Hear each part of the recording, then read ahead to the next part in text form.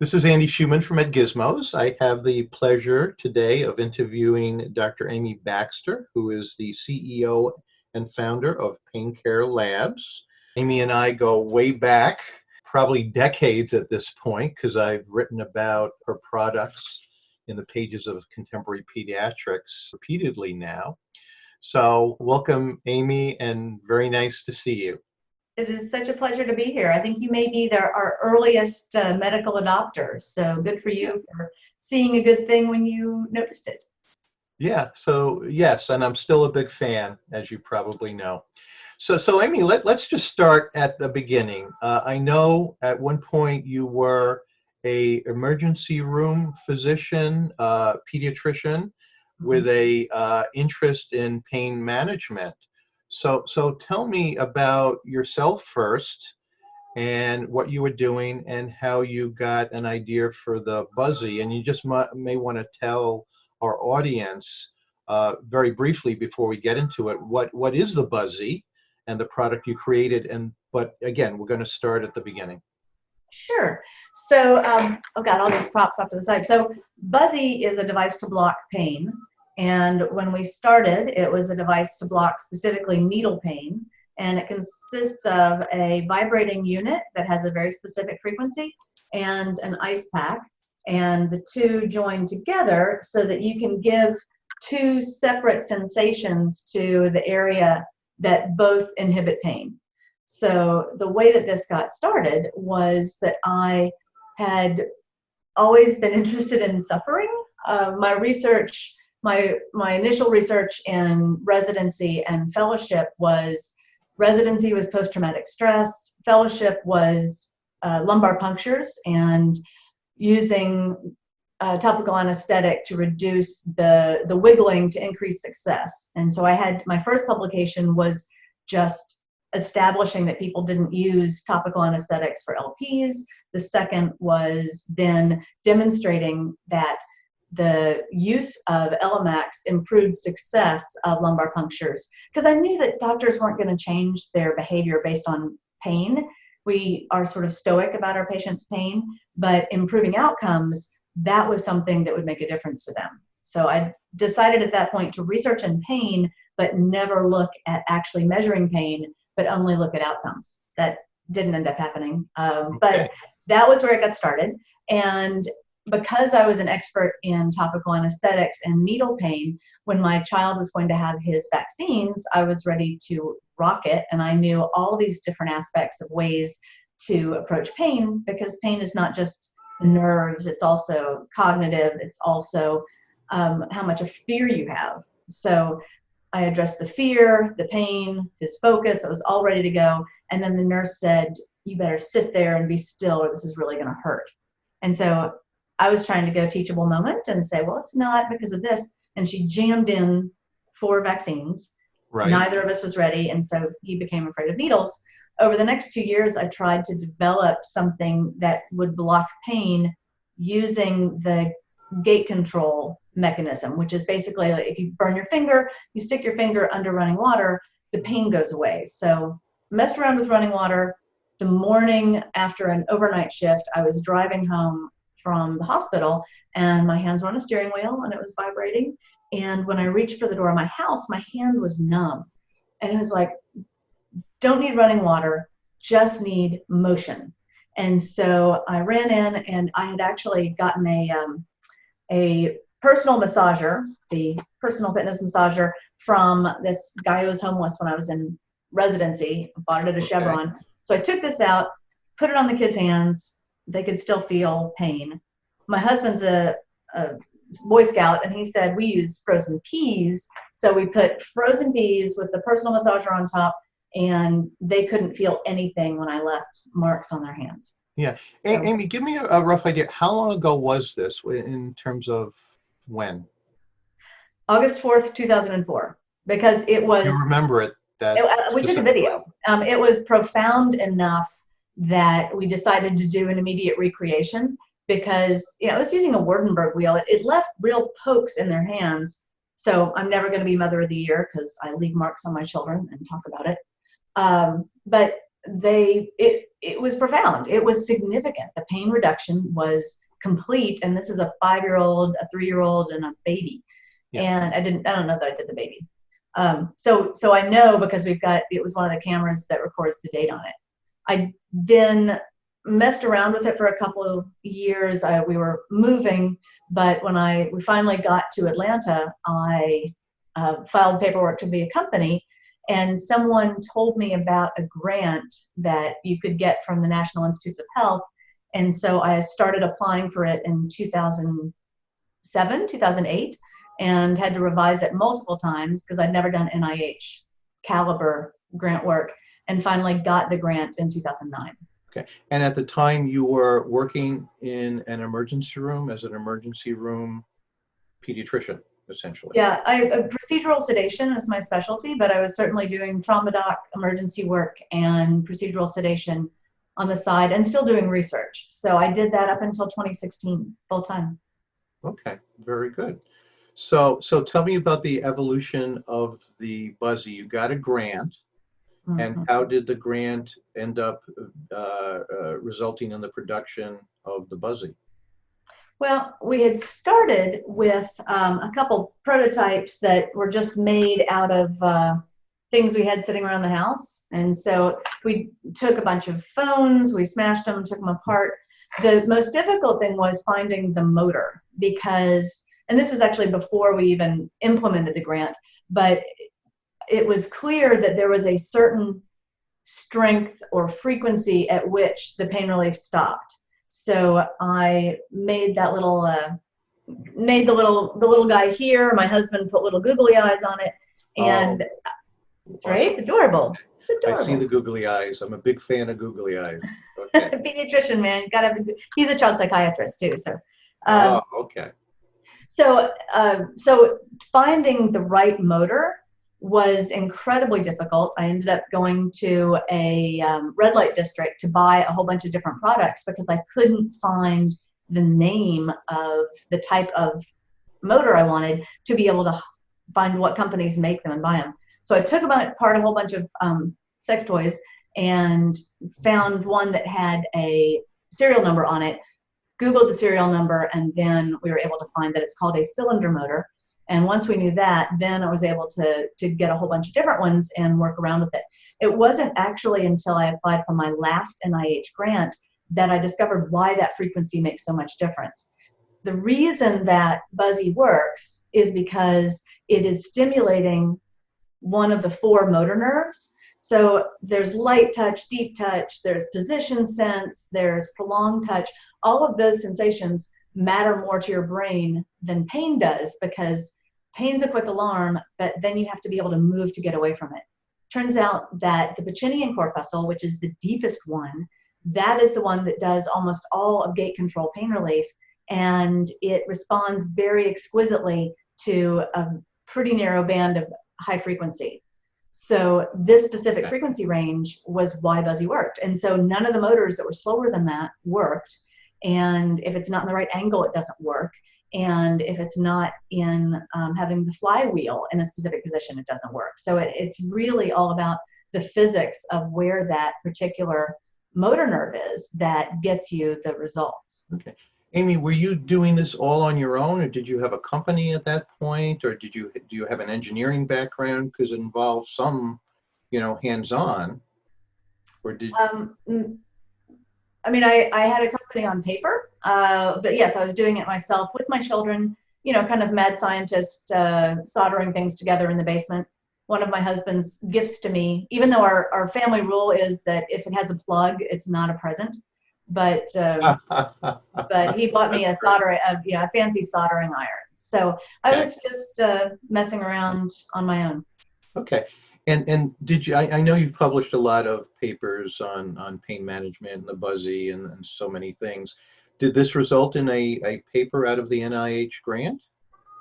So the interesting paper that came from the NIH research, when we first started, the adolescent group, and I did present this at a conference, but it's very difficult to publish when you have a conflict of interest. So even if I did everything possible to distance myself from Buzzy, it still it just took too much time getting rejected because of conflict of interest. So, Right. so at this point, there's 50 randomized controlled trials, but all but one of them are done by someone else. And the one trial that I published was an IV access trial that was funded by the Mayday Foundation, or the Mayday Fund, which is a pain funding group out of New York. But the Okay. NIH paper that came from it was, we discovered that the Buzzy didn't work for adolescents, and it was correlated exclusively with how much fear of needles they had. And the kicker was that the fear of needles was 63%, which was way higher than had ever been published before. So I assumed I messed up my data until Anna Taddeo, a researcher in Toronto, published a study of 1,064 parent-child dyads that were at the Science Museum, and she asked them all how afraid of needles they were, and 64% of her population, who was age 10, was afraid of needles, which is exactly the age that my group was. Right. So Buzzy worked fine. If they weren't afraid of needles, it worked. Highly statistically significant. It was great. But if they were afraid of needles, then they reported that it didn't work. Now, interestingly, in the adult population, the higher someone's anxiety, the better Buzzy works. So I think this is a combination of adolescents saying, see, I told you so, I don't like needles, whereas the adults just want something to make it better. So they're willing, the more anxious they are, the more they appreciate it. But we did publish from the NIH data set. I went back to the IRB, got permission, and we correlated all of these 120 adolescents' experience with needles up to that point. And what we found was it's the booster shots. And as we have added boosters to the CDC requirements for vaccination, we're starting to give them at an age that children are old enough to remember. And by 2000, kids were getting 36 separate injections before the time they were 6 years old. And if they got 4 or 5 shots on the same day between, you got that whole 4 to 6 year window. You can give those boosters anytime in that window. But if they clustered them all on the same day, half of those kids were in the highest quartile of needle fear 5 years later. And they were 2.5 times less likely to start their HPV vaccine. Okay. This is very interesting. I want to get back to this too, but I want to first focus on the development of the device. We'll talk about the science and all the ancillary products in some of your studies. So take us forward from the prototype to production and release, and etc. And we'll even talk about your Shark Tank experience, because I remember that well. Yeah. So when we started, I had the prototype, and we used a graduate student, actually an undergrad at Georgia Tech, who was working with 3D printing before there was 3D printing. So at the time it was called stereolithography, and it just lasers solidified a plastic outline. We used that device for the emergency department trial looking at Buzzy versus cold spray, and that prototype Buzzy was 3 times better for first stick access. So that was the first time we realized that the vibration increased, it vasodilates, so it increases the blood flow and it makes it easier to get the stick in children, at least compared to cold spray, and was significantly less painful. So the problem with stereolithography is you can't make that into a plastic device. Plastic devices have to have uniform, really thin rims, because the plastic is injected into a mold, a steel cavity, and it has to be injected with the same force all around. So you can't have thick walls here and thin walls here. So in order to get that kind of engineering done, that can be $70,000. So I found a company in Atlanta. We went to a bunch of companies. We went to IDEO, we went to Continuum, a bunch of industrial design firms. And one in Atlanta had a guy who had had open heart surgery when he was a kid. He understood the fear of needles and he believed in it. And so that company, Formation Design, said, you know what, even if you don't get this grant, we think this is important and we will do this for a fraction of the cost.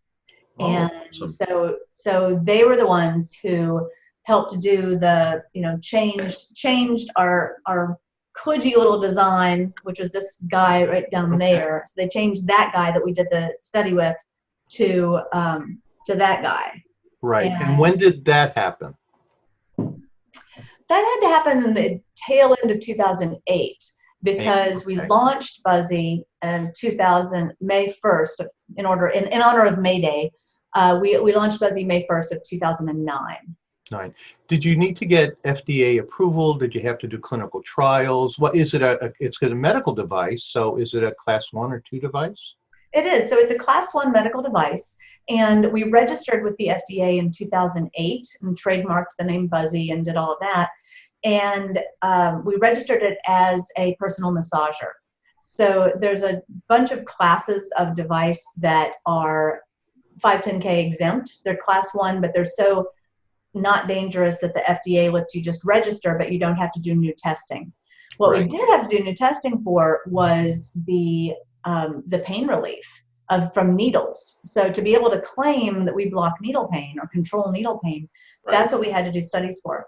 So again, because I had had such a hard time even publishing negative data from that adolescent trial, the godsend was that Sevil Anal, who is a researcher in Turkey, she wanted to do research, so she published a paper that found that Buzzy worked, and then someone else published a trial in another in Turkey. I mean, so people just started realizing that the effect size was so big that you could do a fairly small trial and find a statistically and the FDA allowed the Turkish studies as a representing a clinical trial to release it here under that indication? Oh yeah. I mean, so the FDA wants a preponderance of evidence, but it doesn't have to have U.S. trials. Now, to get a CPT code, they do want you to have U.S. trials. But by the time we applied for our 510K, which was in 2014, by that time there were about 15 papers that were out, and some of them were U.S. papers. So the accumulation of research had already begun, and there was not, at the time there was only one poster for dental pain. And so they wouldn't give us dental injections, but they did give us controlled needle pain based on, from IVs, injections. We actually are now going back to the FDA because at this point there are 2 meta-analyses, there is a systematic review, and it's not only proven that Buzzy reduces pain, it also is the only thing that's proven to reduce anxiety. And there are plenty, there's 3 dental studies, there's probably 10 studies in adults, there's studies for blood donation, there's studies for cosmetic injections, there's studies for steroid injections in the skin. So it's all the same pain nerve. There's also 2 studies, one for ACL repair and reducing opioid use afterwards. And there's another one comparing the Buzzy frequency without cold, comparing it to a TENS unit and for physical therapy for adults. So there's a lot of research at this point. We already had the indications to treat pain from muscle restriction, muscle tension, and myofascial trigger points. All of that was in the FDA indications for use from 2014, but we know a lot more now. Is there a CPT code now for using Buzzy? There isn't, and it's really frustrating actually. We tried to get a HCPCS code. We tried to get a code to allow the device to be purchased. When it was for needle pain, the Centers for Medicaid and Medicare turned us down because they said needle pain was not a priority for them. It wasn't part of their mission to reduce needle pain. So now we have an opioid crisis. Now we have data that the frequency reduces pain better than TENS units, and TENS units are covered. So we went through the process twice, and they gave us a code for cold wrap. And it's like, so I appealed. I said, look, this study didn't even use cold. And in fact, there's a study from Malaysia that shows that for adults who are getting IVs, the vibration is 97% of what the pain relief is coming from. And here's the Pacinian corpuscle, and here's all this. And they came back and said, yep, cold wrap, which insurance companies do not reimburse. Okay. And this was CMS. This is PDAC was the group. PDAC is the medical device company that evaluates when you're saying you're equivalent to another methodology. They explicitly call out if you have a different mechanism, but you accomplish the same thing in the same way. And they said, i.e. mechanical versus electric. So it's like, that's what we got, man. We're doing mechanical. We're just doing it more efficiently, and we know why, and it's more comfortable. Yeah, just a quick aside, because I'm, in light of the coronavirus outbreak, I wrote an editorial recently for Contemporary Pediatrics, indicating that the outbreak highlights the many flaws in the American healthcare system. One of them being the FDA and insurance and so forth. I'm sure that Buzzy is sold, around the world and overseas. Does it have the equivalent of a CPT code overseas, or? Well, a CPT code is specifically when a clinician is using a device as a modality to treat someone. So a CPT code is a class 1 HCPCS code. Class 2 and 3 are the ones that get it reimbursed. Okay. So, I mean, we are FSA and HSA here, but the problem in getting a CPT code is that we're intentionally designed to be easy to use. A CPT code requires that the clinician be present to watch it happening, and we are safe and we're easy. And so the likelihood of us getting, actually an orthopedist at Yale called me up yesterday and he said, I'm writing prescriptions for this, but I don't know how to write them. Yeah. And you can write a prescription for over-the-counter things. And that's the problem, is that until there's a mechanism to track how many clinicians are writing for these, and the Buzzy, when it's used for knee pain or post-operative pain, it's still the Buzzy, it's just in a different container. So this is a compression strap, and then there are larger ice packs that go behind it, or not. We've also actually are working on a pad for pain creams. So if you're using diclofenac or willow tree or tiger balm or whatever, we've got a way to put that in, because vibration increases the uptake. So it can be done with heat, it can be done with cold, and then the Buzzy goes inside, and we just made Buzzy with a different name on it, with the VibraCool. Okay, and so that's still being sold as the VibraCool product. I'm going to change the branding soon to be Buzzy VibraCool, because initially people looked at Buzzy and said, oh, it's a distraction, it's a cognitive thing. Now there's enough research to show it has nothing to do with cognition. We have other products that are for distraction, but Buzzy is purely a nerve blocker. Okay. So now people so we tried first to just get away from the cute, this is for kids. We tried telling people it works better in adults, about 10%.